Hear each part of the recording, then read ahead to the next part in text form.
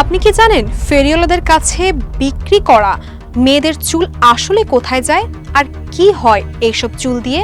এটা ভাবতে অবাক লাগে, কিন্তু এই চুলগুলো দিয়ে বিশাল একটা ইন্ডাস্ট্রি কাজ করে। চলুন দেখি চুলগুলো কিভাবে নতুন রূপ নেয়, ফেরিওয়ালা কিভাবে এলাকায় ঘুরে ঘুরে মেয়েদের চুল সংগ্রহ করে। এগুলো প্রথমে কারখানায় নিয়ে যাওয়া হয়, সেখানে চুলগুলোকে ভালোভাবে ধুয়ে পরিষ্কার করা হয় যাতে ধুলাবালি বা ময়লা কিছু না থাকে। এরপর চুলগুলোকে রুক্ষতা দূর করার জন্য বিশেষ কেমিক্যাল ব্যবহার করা হয়। এই কেমিক্যালগুলো চুলগুলোকে নরম এবং মসৃণ করে তোলে। অনেক সময় চুল এত সুন্দর হয়ে যায় যে দেখে মনে হয় একদম নতুন চুল।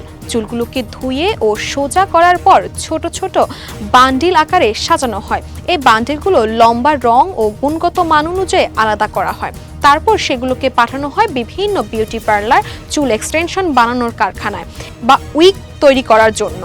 ফ্যাক্টরিতে এই চুলগুলো দিয়ে নানা রকম প্রোডাক্ট বানানো হয়, যেমন উইগ, এক্সটেনশন আর ফ্যাশন শো কিংবা সিনেমার জন্য বিশেষ ধরনের হেয়ার স্টাইল।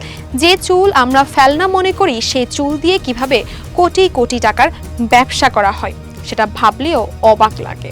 এই ব্যবসার প্রোডাক্ট শুধু বাংলাদেশেই নয়, বিদেশেও রপ্তানি হয়। বিদেশে বাজারে এই চুলের পণ্যের প্রচুর চাহিদা রয়েছে। যা ফ্যাশন সচেতন তারা এই প্রোডাক্টগুলো ব্যবহার করে থাকে। এই চুলের ব্যবসা শুধু কারখানার মালিকদের জন্য নয়, যারা চুল বিক্রি করেন তারাও উপকৃত হন। একজন সাধারণ মেয়ে বা নারী তাদের অব্যবহৃত চুল বিক্রি করে কিছু টাকা আয় করতে পারেন। একই সঙ্গে কারখানার শ্রমিকরাও এই কাজের মাধ্যমে জীবিকা নির্বাহ করে। বাংলাদেশের মতো দেশে এই চুলের ব্যবসার সম্ভাবনা দিনে দিনে বাড়ছে।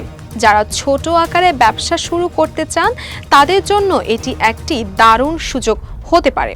চুল সংগ্রহ করা থেকে শুরু করে প্রসেসিং এবং রপ্তানি পর্যন্ত পুরো প্রক্রিয়াটাই সঠিকভাবে পরিচালনা করেন বড় আয়ের সুযোগ তৈরি হতে পারে। আমাদের চারপাশে এমন অনেক কিছুই আছে যা আমরা ফেলনা মনে করে থাকি, কিন্তু সঠিক ব্যবহারে সেই ফেলনা জিনিসও অনেক মূল্যবান হয়ে উঠতে পারে।